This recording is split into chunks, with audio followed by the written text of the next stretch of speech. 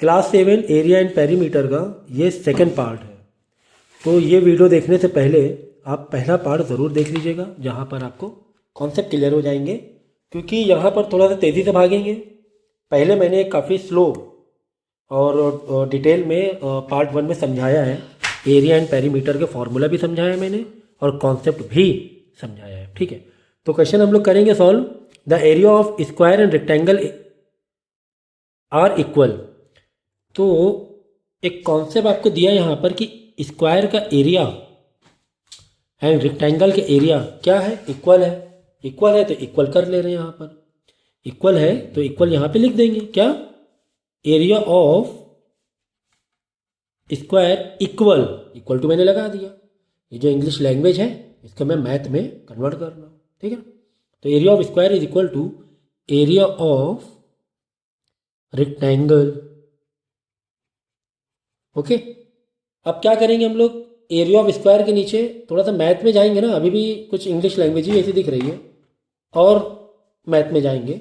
Area of square के नीचे area of square का फॉर्मूला लिखेंगे, दैट इज साइड का स्क्वायर। ठीक है ना, एस इंटू एस, साइड का स्क्वायर।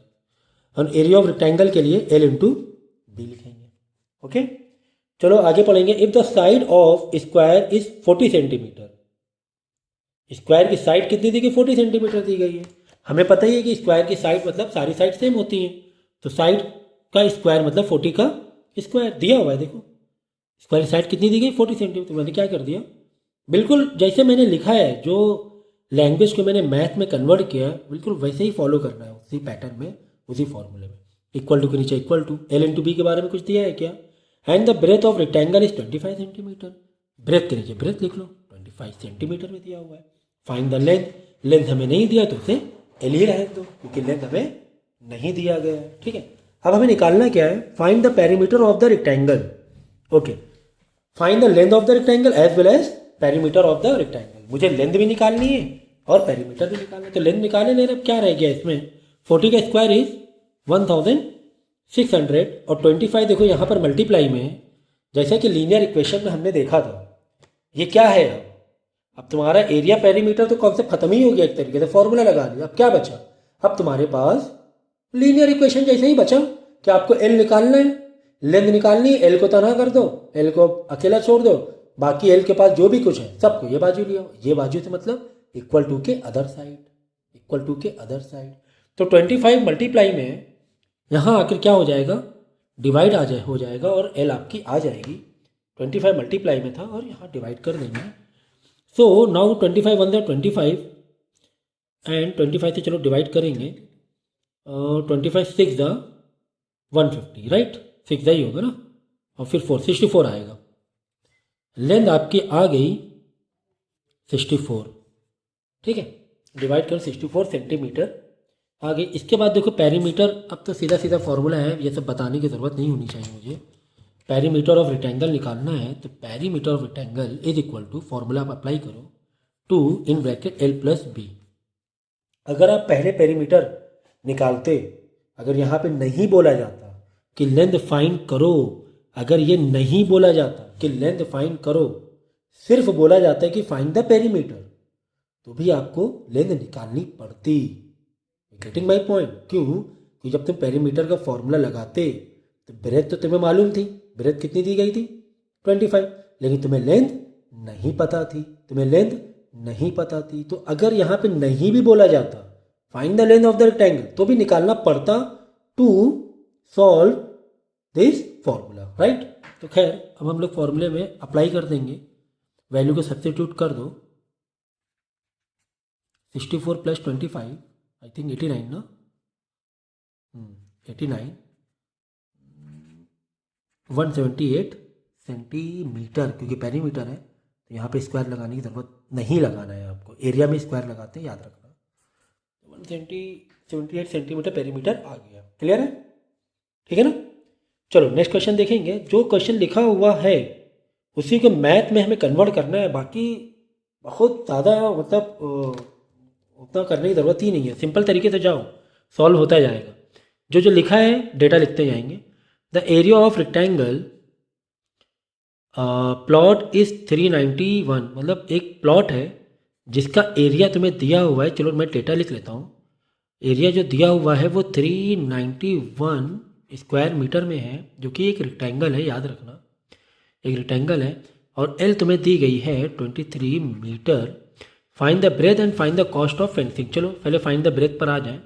देखो तुम्हें एरिया दिया हुआ है, लेंथ दी गई, तुम्हें ब्रेथ फाइंड करना है। तो चाहो तो डायरेक्ट फार्मूला, अगर तुमने रट्टा मारा हुआ है तो डायरेक्ट फार्मूला भी लगा सकते हो ब्रेथ का। अदरवाइज सिंपल तरीके से जाएंगे, area is equal to rectangle का area is equal to L into B. बिल्कुल सिंपल तरीके से जाना है। एरिया के नीचे क्या लिखेंगे? एरिया लिखेंगे। लेंथ के नीचे क्या लिखेंगे? लेंथ लिखेंगे। ब्रेथ के नीचे क्या लिखेंगे? ब्रेथ तो तुम्हें दिया नहीं है, वही तो पूछा गया है, तो बी के नीचे बी लिख लो, दिया ही नहीं ब्रेथ। अब जो चीज़ फाइंड करनी होती है इस नाउ, ये आपका एक लीनियर इक्वेशन जैसा ही बन गया एक इक्वेशन, ठीक है ना। इक्वल टू है, कुछ आपको नंबर है, कुछ वेरिएबल है। तो लीनियर इक्वेशन हम लोग क्या करते थे? एक्स की वैल्यू निकालते थे, एक्स को हम लोग क्या करते थे? तनहा छोड़ देते थे अकेला, बाकी सबको अदर साइड भेज देते थे, जैसे हमने पिछले सम में किया भी था। तो 23 इधर आके क्या होगा? डिवाइड में हो जाएगा। 23 यहाँ पर क्या है? मल्टीप्लाई में। इधर आके क्या हो जाएगा? डिवाइड हो जाएगा। यहाँ पे क्या बचा? ब्रेथ बचा। देख लो, हमें ब्रेथ निकालना था। ब्रेथ के आजू बाजू जो भी सबको इधर भेज दिया मैंने। 23 था, सिर्फ 23 इधर आके डिवाइड हो गया, क्योंकि तुम्हारे राइट हैंड साइड में मल्टीप्लाई में, तो लेफ्ट हैंड साइड में डिवाइड में चला जाएगा। ये तो पता ही है ना लीनियर इक्वेशन। चाहो तो एक बार और वीडियो देख लेना, ज़रूरी है, उसके बिना तो मैथ भूल जाओ। तो हम लोग क्या करेंगे, इसको डिवाइड कर देंगे और ब्रेथ निकाल लेंगे। तो जब आप डिवाइड करोगे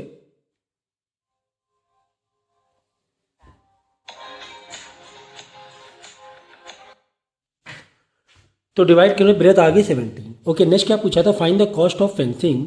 फेंसिंग का मतलब जैसे कि कोई खेत होता है या कुछ ग्राउंड है, साइड में बाउंड्री लगाना, उसको बोलते हैं फेंसिंग करना। तो फेंसिंग वर्ड आ जाए या फिर पैरामीटर हुआ, फेंसिंग वर्ड हुआ, तो इसका मतलब क्या होता है कि पैरामीटर होता है, बाउंड्रीज होती हैं, ठीक है ना। याद रहेगा। और भी एक दो वर्ड है, मुझे अभी दिमाग में नहीं आ रहे हैं। तो फेंसिंग का मतलब खैर पेरीमीटर हुआ, कि आपको पेरीमीटर निकालना है क्या? नहीं, कॉस्ट निकालना है। तो कॉस्ट का पहले फॉर्मूला मालूम होना चाहिए। टोटल कॉस्ट का मतलब क्या होता है? देखो फॉर्मूला मैं बता रहा हूँ। टोटल कॉस्ट, किसी की भी टोटल कॉस्ट निकालनी है तो total cost is equal to, अगर एरिया वाइज है तो एरिया इंटू रेट कर देंगे। पेरीमीटर का, पेरीमीटर के पॉइंट ऑफ व्यू से काम है, उसका जो रेट है पेरीमीटर के पॉइंट ऑफ व्यू से, पेरीमीटर इंटू रेट कर देंगे। देखो यहाँ पे क्या था? पेरीमीटर है, फेंसिंग मतलब पेरीमीटर। टर्फिंग होता, टर्फिंग तो वो आपका एरिया होता, तो आप एरिया इंटू रेट आप करते हैं। रेट, रेट जो भी रेट दिया हुआ है, रेट दिया हुआ है ना, दिस पर मीटर, ठीक है ना। चलो तो टोटल कॉस्ट निकाल लो। तो पेरीमीटर, पेरीमीटर मालूम होना चाहिए आपको।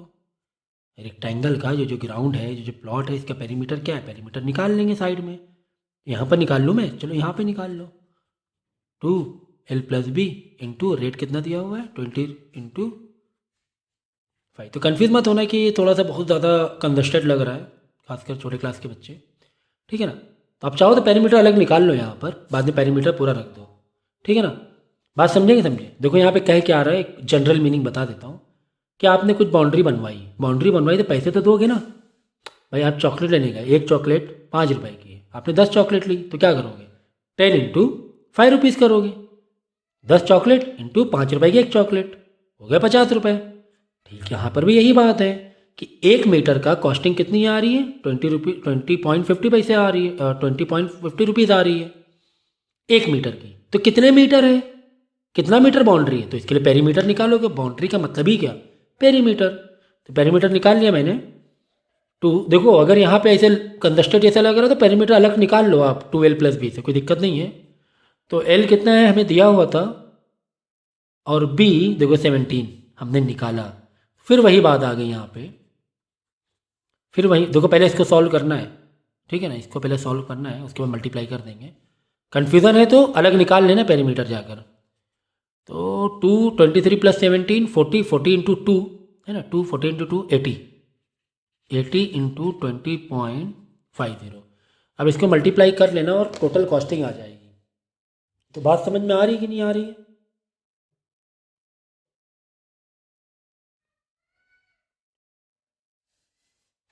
1640 रुपये, इतने रुपए खर्चा आएगा।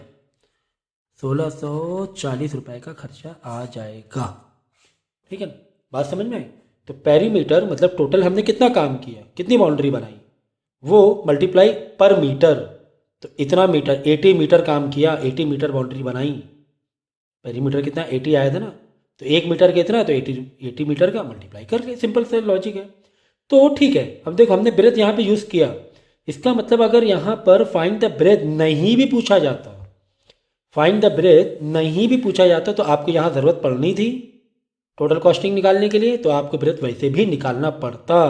तो ये ज़रूरी है, यही ज़रूरी है कि अगर ब्रेथ तुम्हें नहीं बोले, फाइंड द ब्रेथ नहीं बोला गया, तुम्हें बोला डायरेक्ट फाइंड द कॉस्ट, तुम स्मार्ट, तुमने फॉर्मूला मारा पेरीमीटर का अलग 2l+b इंटू रेट तुम्हें मालूम था, एल तुम्हें मालूम था, ब्रेथ तो तुम्हें पता ही नहीं था, ब्रेथ तुम्हें पता ही नहीं था।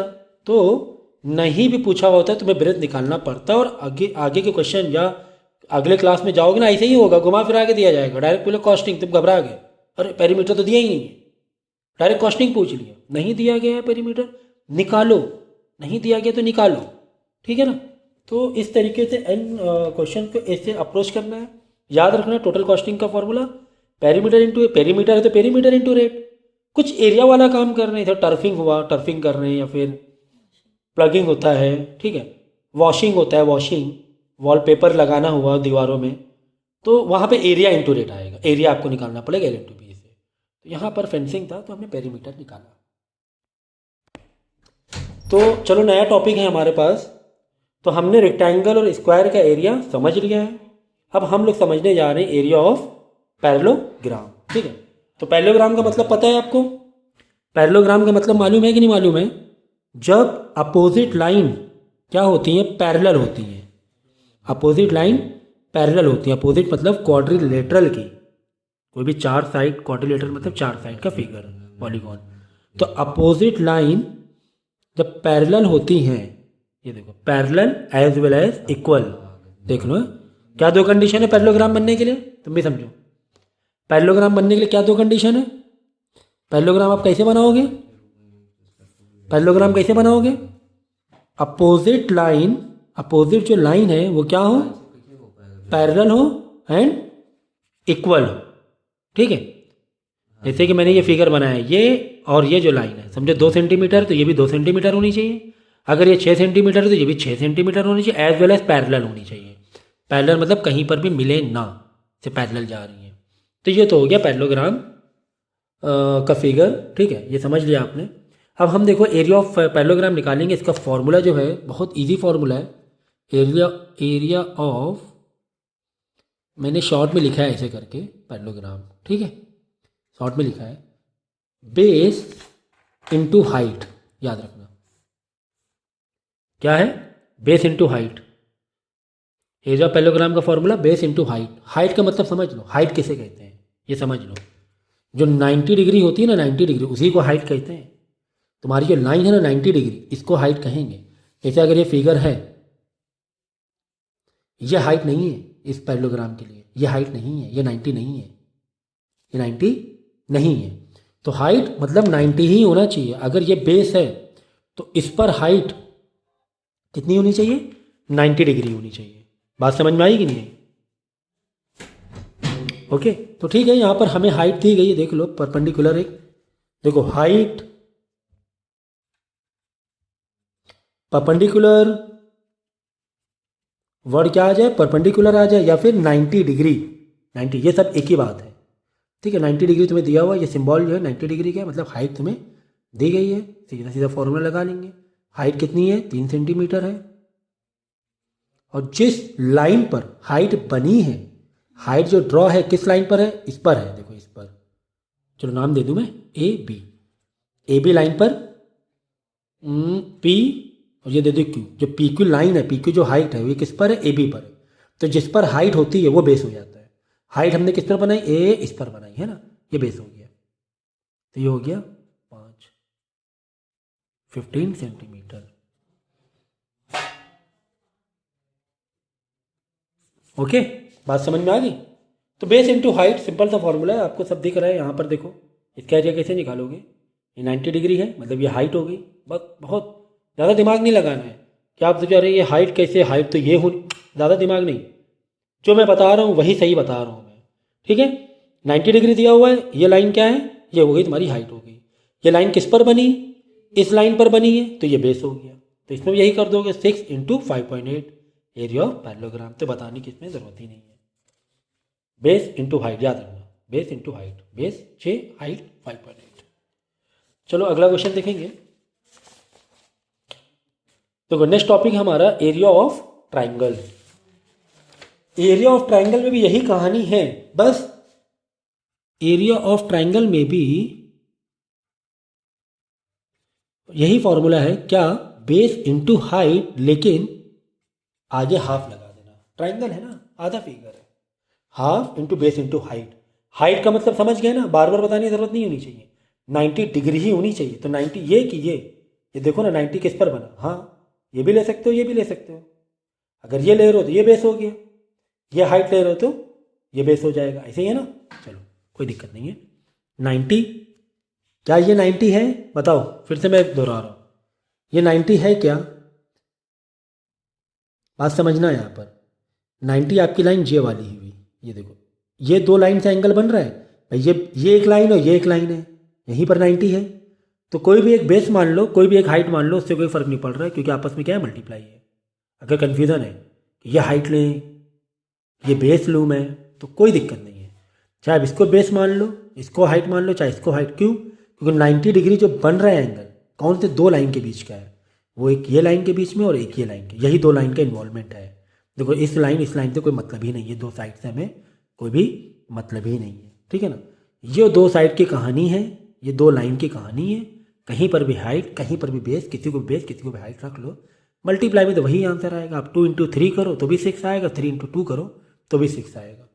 तो बस क्या रह गया इसमें, समझ गए होगे, इसमें क्या रह गया, आपको सिर्फ वैल्यू को सब्स्टिट्यूट करना है और बाद में इसको सॉल्व करना है, ठीक है। तो क्या मैं डू इट योर सेल्फ कर दूँ, DIY सॉल्व कर लोगे ना, ईजी है ना। देखो 2 1 द 2 2 द 4, फिर 1 बचेगा, तो 2.5 आ जाएगा, 2 से 5 को डिवाइड करोगे तो 1 इंटू, तो बात एक ही है, 1 इंटू 2.5 इंटू 3.2, तो 2.5 इंटू 3.2 मल्टीप्लाई कर लेना। अब ये डेसिमल का मल्टीप्लाई है, ये आपको मालूम होना चाहिए कैसे करना है, ठीक है। 2 डेसिमल छोड़ के आंसर आएगा, ठीक है, आप इसे करो, 2 डेसिमल छोड़ के आंसर आएगा। पहले आप क्या करना, चलो यार ये भी बता देता हूँ मैं, और 25 इंटू 32 विदाउट मैं डेसिमल कर रहा हूँ, ठीक है।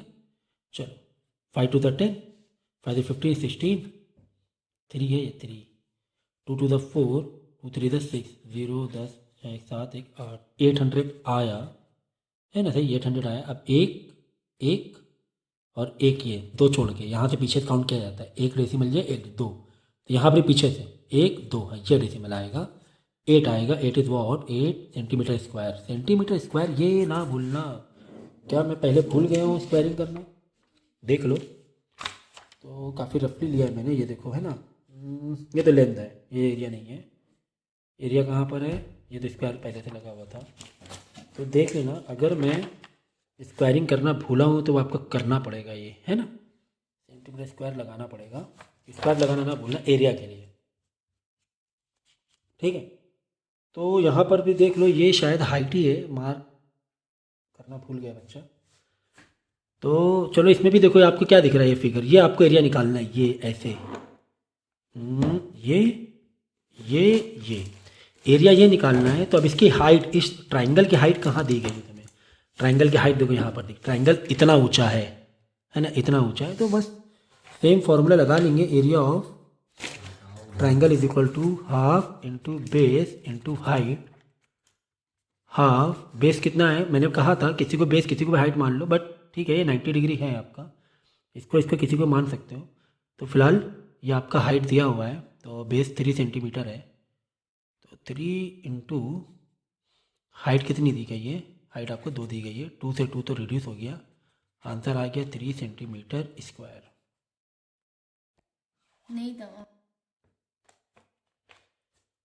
फाइन BC, ठीक है। नया क्वेश्चन देखेंगे, ये अब थोड़ा सा घुमा के देगा, अभी तक तो बहुत हलवा जैसे था, ठीक है। सिंपल फार्मूला हम लोग अप्लाई कर रहे थे।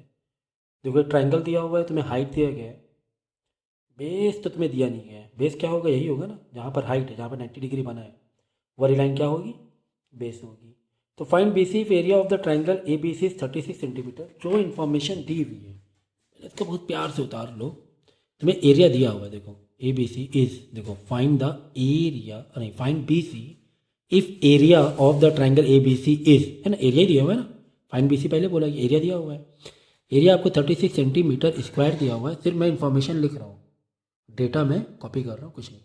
हाइट कितनी दी गई है, देखो हाइट एट इज 3 सेंटीमीटर और तुम्हें बी सी पता करना है। बी सी ये हाइट है, 90 डिग्री बनी है बी सी के ऊपर, इसका मतलब बी सी तुम्हारा बेस है। ये बात समझ में आ गई कि तुम्हें बेस पता करना है, ठीक है। एरिया ऑफ ट्राइंगल से रिलेटेड कहानी है, दिख रहा है ट्राइंगल है, एरिया दिया हुआ है, तो ठीक है एरिया ऑफ ट्राइंगल से रिलेटेड कहानी है। तो एरिया ऑफ ट्राइंगल का फॉर्मूला हम लोग डाल लेंगे। एरिया ऑफ ट्राइंगल, ट्राइंगल मैंने बनाया है, is equal to half into base into height, ठीक है। फॉर्मूले को फॉलो करो। करना क्या है, एरिया ऑफ ट्राइंगल के नीचे एरिया ऑफ ट्राइंगल 36 लिखूंगा मैं, है कि नहीं। एरिया ऑफ ट्राइंगल के नीचे area of triangle, equal to के नीचे इक्वल टू, हाफ के नीचे हाफ, बेस, बेस ही तो ढूंढना है, बेस ही तो ढूंढना है। बेस क्या है, बीसी है, बीसी लाइन है, बीसी इंटू हाइट कितना दिया, 3 दिया हुआ है, ठीक है। फिर वही बात है, आपको बीसी पता करना है। जो अननोन वैल्यू होती है उसको एक साइड में रख के बाकी उसके साथ जो भी है उसको हम अदर साइड यानी कि इक्वल टू के अदर साइड भेज देंगे।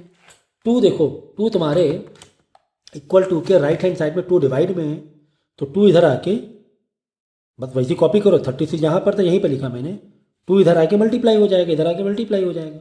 3 देखो, 3 मल्टीप्लाई में इधर आके क्या हो जाएगा, डिवाइड हो जाएगा। बचा क्या है, बी सी बचा, है ना। 1 का तो कोई मतलब नहीं ना, 1 इंटू बी सी 1, ठीक है ना, उससे क्या मतलब है। तो 3 यहाँ पे मल्टीप्लाई में था, यहाँ पर मतलब राइट हैंड साइड में इक्वल टू के राइट हैंड साइड में 3 मल्टीप्लाई में था, इधर आके इक्वल टू के इधर जब मारेगा तो डिवाइड में हो जाएगा। क्योंकि ये लीनियर इक्वेशन का पार्ट है, तो अगर आपको दिक्कत हो रही तो आप लीनियर इक्वेशन का लेक्चर मेरा देखिए, और इसको ज़्यादा टाइम मैं नहीं दूंगा इस पर। तो 3 1 3 12 36, ठीक है। 12 ऊपर 12 बचा और इंटू 2 तो है ही, तो 12 इंटू 2 24। तो 24 क्या आ गई, सेंटीमीटर स्क्वायर, क्या नहीं, स्क्वायर नहीं, क्यों, क्योंकि ये साइड हम पता करने की कोशिश कर रहे हैं।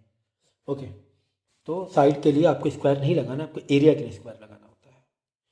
नेक्स्ट क्वेश्चन देखेंगे। तो हाँ, एक और चीज़, कंटिन्यू आपको नहीं करना है, आपको कंटिन्यू वीडियो नहीं देखना है। जो जो एक क्वेश्चन मैं सॉल्व कर रहा हूँ उसको पहले करना है, उसके बाद ही आगे आप बढ़ोगे, ठीक है। एक साथ आप मत जाओ, एक बार में वीडियो मत देखो, 1 बाय 1 करो, इससे कि कॉन्सेप्ट क्लियर होता जाए और इसी से रिलेटेड बाकी क्वेश्चन भी आपको करने हैं। देखो क्वेश्चन पढ़ेंगे, the area of A right angle triangle is 103.35 centimetre square. इसका मतलब कि तुम्हें एरिया दिया हुआ है, मैं डेटा यहाँ पर कॉपी कर लेता हूँ, 103.35 centimetre square. If one of side containing the right angle, एक राइट एंगल ट्राइंगल है शायद, तो एक मतलब एक राइट एंगल, आप ट्राइंगल बना लो ना, समझो कुछ ऐसे ट्राइंगल है, ठीक है। तो राइट एंगल मतलब ये हो गया, राइट मतलब 90 डिग्री वाला एंगल, जिसमें से कह रहा है एक साइड 15.9 है, कोई भी एक साइड 15.9 है, दूसरी साइड हमें पता करनी है, ठीक है। दूसरी साइड हमें नहीं मालूम, चलो ये वाली साइड ले लो। देखो 90 डिग्री कौन से 2 साइड से बन रहा है, एक ये और एक ये, जिसमें से कह रहा है कि एक साइड तो 15.9 है, दूसरी साइड आपको पता करना है। तो एक साइड चलो बेस ले लो, हाइट कुछ भी ले लो, कोई मतलब नहीं है, कुछ भी ले लो आप, चाहे आप यहाँ बेस इज इक्वल टू लिखो, चाहे हाइट इज इक्वल टू लिख लो। देखो 90 डिग्री मैंने कहा था पहले भी, एक बेस होता है और एक हाइट होती है। अब इसको भी हाइट ले सकते हो। अब आप बोलो सर ये हाइट कहाँ दिख रहा है, भाई समझो ज़रा, 90 डिग्री ना, इसको ट्रायंगल घुमाओ, देखो ये हाइट बन जाएगा। तो 90 डिग्री का मतलब समझो, एक बेस है तो एक हाइट है, तो कोई भी बेस कोई भी हाइट है। तो 15.9 मैंने लिखा यहाँ पर, और आपको हाइट पता करना है, मतलब अदर साइड से, मतलब ये हाइट ही हुआ ना एक तरीके से। अगर ये बेस मैंने मान लिया तो ये हाइट हो गया, तो हाइट आपको पता करना है। हम लोग क्या करेंगे, एरिया ऑफ ट्राइंगल दिया है तो एरिया ऑफ ट्राइंगल का फॉर्मूला अप्लाई करेंगे, क्योंकि एरिया ऑफ ट्राइंगल से ही रिलेटेड बात है। Is equal to half into base into height, okay. Area of triangle के नीचे देखो जो डेटा तुम्हें दिया, अब उसी को फॉलो करो। एरिया ऑफ ट्राइंगल दिया है, हाँ दिया है, कितना, इतना दिया, इसके नीचे ये लिख लो, इसकी इन्फॉर्मेशन। हम क्या कर रहे हैं, सिर्फ कॉपी पेस्ट कर रहे हैं फिलहाल। तो इक्वल टू के नीचे इक्वल टू, हाफ के नीचे हाफ, बेस कितना दिया हुआ है 15.9, हाइट कितनी दिख, अरे हाइट तो पता ही नहीं, वही तो ढूंढ रहे हैं हम लोग। अब हाइट में h मान लो, x लेट कर लो, कुछ भी लेट कर लो, ठीक है, कोई दिक्कत नहीं है। अब देखो जो पता करना होता है फिर वही कहानी, उसको अकेला छोड़ दो, बाकी सबको इधर भेज दो आप। 2 मल्टीप्लाई में चला जाएगा और 15.9 डिवाइड में आ जाएगा। ठीक, अब इसको सॉल्व कर लेना, सब सॉल्व मुझे बताने की ज़रूरत नहीं होनी चाहिए कैसे करना है, आप मल्टीप्लाई कर लेना। तो पहले क्या करो, एक डेसिमल तो ख़त्म हो रहा है ना, चलो एक डेसिमल ख़त्म हो। देखो कभी भी डिवाइड में हो तो डेसिमल है ना वन साइड ट्रैवल करते हैं, थोड़ा सा ये कॉन्सेप्ट समझ लो यहाँ पर है। तो देखो 1 2 मुझे 2 जाना पड़ा राइट साइड में डेसिमल को टर्मिनेट करने के लिए। देखो ये हो गया, अब ये डेसिमल आखिरी में जाता है और गायब हो जाता है। तो ऊपर ऊपर मतलब न्यूमरेटर में आपने 2 डेसिमल खसकाए तो नीचे भी 2 खसकाने पड़ेंगे। ऐसे देखो 1 2 डेसिमल यहाँ पर था ना बाई डिफ़ॉल्ट 1 2 1 2, तो यहाँ पे खाली रिंग बच गया, तो यहाँ पे बढ़ा लो 0, यहाँ पे कोई नंबर ही नहीं है तो 0 लगाना पड़ेगा। तो इंटू 2 बाकी को फॉलो करो, नीचे हो गया 1590। ठीक है, अब इसके आगे प्लीज़ आप सॉल्व कर लेना, अब मुझे ये बताने की ज़रूरत नहीं होनी चाहिए कैसे सॉल्व करना है। ठीक है, रिड्यूस करना आना चाहिए 2 2 से 4 4 से या 5 5 से, जिससे भी हो रहा है मैक्सिमम नंबर से। अब यहाँ पर आपकी टेबल कितनी स्ट्रांग है, बचपन में टेबल कितनी अच्छी सीखी है, तो यहाँ पर काम आता है रिड्यूस करने में, बहुत ज़रूरी है, नहीं तो टाइम बहुत बर्बाद होगा। आप क्या सोचो, ये 2 इसका मल्टीप्लाई करें, बाद में 1590 से करली ब्रेस से डिवाइड करें, तो बहुत टाइम बर्बाद होने वाला है। तो रिड्यूस करना सीखो, रिड्यूस कर देखो 2 से सीधा सीधा रिड्यूस कर ही दो। देखो 2 1 2, यहाँ देखो 15 है, 2 7 14 होता है ना, 2 7 14 होता है, तो एक बच रहा है, तो एक यहाँ चुपचाप छोटा सा लगा लो, ये हो गया 19 है ना। देखो 2 7 14, एक बच रहा था, एक 19 8, अब 19 का 2 से करो तो 2 9 सा 18 होगा, फिर एक यहाँ बच जाएगा, 19 था 2 9 सा 18 हो रहा था, एक बच रहा था 10 हो गया, 2 5 था 10 है ना। तो नया नंबर क्या आ गया 10335 इंटू 1 बच रहा था, तो वो एक ही बात है, लिखने की ज़रूरत है नहीं, 1 upon 795 is equal to height की कहानी चल रही थी। अब इसको प्लीज़ आप डिवाइड कर लेना, लास्ट में 5 5 है तो 5 से डिवाइड कर लेना, बेहतर होगा, 5 से ही रिड्यूस कर देना, या ये भी करके दिखा दे रहा हूँ। चलो देखो 5 1 5 7 है, यहाँ बचा 2, छोटा 2 रख लो, 29 जैसा दिख रहा है नंबर, 5 5 25, क्योंकि 5 6 30 होता है, तो 25 तक जाएंगे हम लोग। तो 25 या 29 है तो 4 बच रहा है ना, तो 4 यहाँ छोटा सा लगाएंगे 45 हो जाएगा, तो 5 9 45 इतना है। अब 5 से ऊपर, नीचे 5 से रिड्यूस किया तो ऊपर 5 से करेंगे। देखो 5 2 10, ये 10 है, 2 10, अब बचा क्या है यहाँ पे, अब आगे बढ़े हम लोग 3, अब आप लोग 3 है, तो आप क्या करोगे, गलती बच्चे यहाँ पे क्या करते हैं, देखो डायरेक्ट क्या लगाते हैं 5 6 30, ये गलत है। पहले देखो 5 2 10 लगाया, बचा 3, 3 तो 5 से रिड्यूस हो गया, 3 छोटा है, आगे बढ़ने से पहले आपको 0 लगाना है। अब जाके ये जम मार के हमने 33 किया, हाँ अब करेंगे 5 6 30, अब 3 बचेगा, 3 यहाँ छोटा सा लगा लो, 35 5 7 35, तो नंबर ख़राब जैसा दिख रहा है, चलो यहाँ पे लिख देता हूँ 2067 अपॉन नीचे क्या 159 बच रहा था ना 159। अब प्लीज़ इसके आगे आप करना, मैं नहीं बताऊँगा, ये अब आप करना, ये अब आप करना, ठीक है। इसको आगे सॉल्व करना, चाहो तो करली ब्रेस से कर लो अगर दिक्कत हो रही है और रिड्यूस करने में। वैसे 3 से रिड्यूस हो रहा है, देखो 15 9 3 से रिड्यूस हो रहा है ना, ऊपर देख लो 3 से रिड्यूस हो रहा है क्या, 3 6 18, यहाँ बचा 2 26 हो जाएगा, 3 8 24, फिर तो हाँ 3 से रिड्यूस हो रहा है, बताना पड़ेगा मुझे, चलो मैं यहाँ पे बता रहा हूँ 3 से रिड्यूस हो रहा है, नीचे तो नंबर दिख ही रहा है साफ साफ, 3 से रिड्यूस हो रहा है 1 5, देखो 3 5 15, 3 3 9, ऊपर देखो ऊपर रिड्यूस हो रहा है कि नहीं हो रहा है 3 से, क्योंकि नीचे 3 से कर रहे हैं तो ऊपर भी 3 से करना पड़ेगा। तो पता करने के लिए क्या करो मालूम है, सबसे शॉर्टकट तरीके बता रहा हूँ, 2 + 6 8, 8 + 7 15, देखो 2 + 0 2 ही होगा, +6 8, 2 + 6 8, अलग अलग डिजिट को प्लस करना है, 8 8 + 15, सबका टोटल कितना आ रहा है, हर एक का इंडिविजुअल डिजिट लेके प्लस करो, 2 + 0 + 6 + 7 तो आ रहा है 15, क्या 15 3 से डिवाइड होता है, हाँ होता है, तो ये नंबर भी होगा, ठीक है हो भी रहा है। देखो 3 5 15, 3 3 9 53 आ गया, ऊपर देखो 3 6 18 20 है ना, 3 6 18, बचा कितना 2 बचा है यहाँ पर, 20 से 18 माइनस कर 2 बचे 26 हो गया, 2 3 8 था 24 वापस 2 बचा तो 2 यहाँ लग जाएगा 27 हो जाएगा, 3 9 27, तो ये हो गया 6 8 9 अपॉन 53। ठीक है, तो 53 सोचो ज़रा कौन सी टेबल में आता है। यहाँ पर तो 3 से नहीं हो रहा है रिड्यूस, 3 से रिड्यूस नहीं हो रहा है। तो अब आप 53, मेरे ख्याल से 53 एक प्राइम नंबर है जहाँ तक मुझे लग रहा है। हाँ, शायद प्राइम नंबर है 53। 51 तो 17 के टेबल में आता है, 53 प्राइम नंबर है। अब आपको डायरेक्ट डिवाइड करना पड़ेगा इस तरीके से, इस तरीके से आपको डिवाइड करना पड़ेगा क्योंकि प्राइम नंबर आ चुका है, टेबल आपको लगानी पड़ेगी। तो खैर ये इसको सॉल्व कर लेना। तो ये मेन कॉन्सेप्ट था जो चैप्टर का मेन मोटो है, ये कॉन्सेप्ट को समझाना। कैलकुलेशन तो आपको करना है, तो ये कॉन्सेप्ट समझाना मैंने समझाने की कोशिश की है। ठीक है, और हो गया। ठीक है, तो इतनी प्रैक्टिस आप पहले करिएगा और इसी से रिलेटेड बाकी जो सम्स हैं कम से कम 4-5 सम हर टाइप का अटेम्प्ट करना, और डेली कम से कम 30 से 35 सम्स अटेम्प्ट करो। तो आप भी जो लॉजिक मैं लगा रहा हूँ वही लॉजिक आपके माइंड में पूरे तरीके से तैयार हो जाएंगे। क्वेश्चन देखते साथ ही माइंड में पैटर्न बन जाएगा कि इसको किस अप्रोच से सॉल्व करना है। तो डेफिनेटली हर चीज़ टीचर तो नहीं पढ़ा सकता है, कुछ चीज़ें ऐसी होती हैं वो आपको आपकी प्रैक्टिस आपको पढ़ाती है। तो प्रैक्टिस करोगे तो डेफिनेटली आप बेहतर से बेहतर और टफ से टफ क्वेश्चन को भी आप इजी वे से डील कर सकते हो।